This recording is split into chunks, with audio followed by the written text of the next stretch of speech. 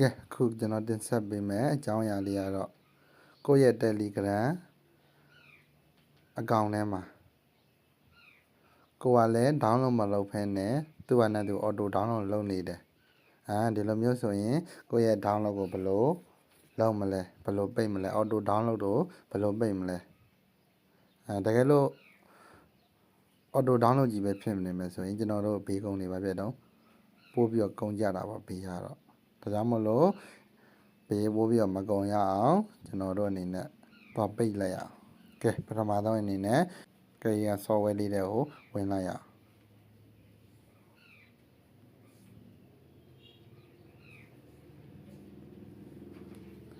်ဒါဆိုဒီလိုလေးပေါ်နေပြီဒီလိုလေးပေါ်ရင်တော့ဘေးမှာဟုတ်ပဲဘယ်ဘက်တောင်သားလေးမှာမြင်းလေး၃ချောင်းရှိတယ်ဒါလေးတွေကိုကျွန်တော်တို့ဝင်လိုက်ရအောင်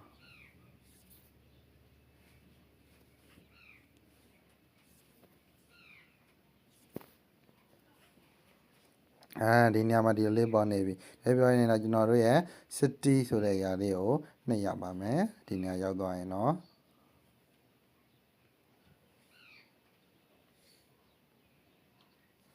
ကဲ city ဆိုတဲ့အရာလေးရောက်လာပြီဆိုရင် city လေးနှိပ်လိုက်ပြီ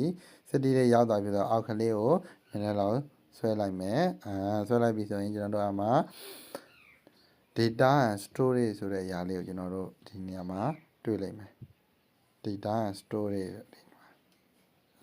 အဲ့လေးကိုကျွန်တော်တို့နှိပ်ပေးရပါမယ်အဲ့ဒါတော့ဒီနေရာရောက်လာပြီဒီနေရာရောက်လာပြီဆိုရင်တရားမှာ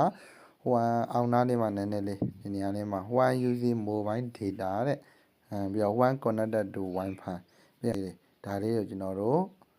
ပိတ်ပေးရပါမယ်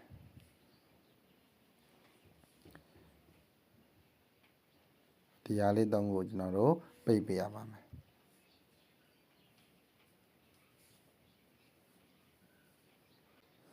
ဒီလိုမျိုးလေးကျွန်တော်တို့ပိတ်ပြီးသွားပြီဆိုရင်တော့ကျွန်တော်တို့ရဲ့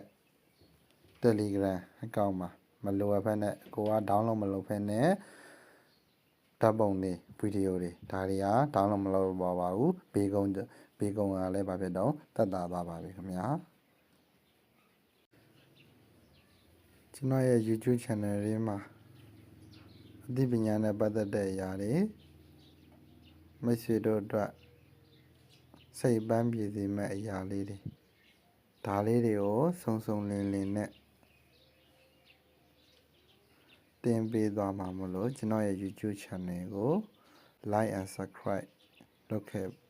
ပေးပါအောင်နော် like and subscribe လုပ်ခဲ့ပေးပါအောင်နော်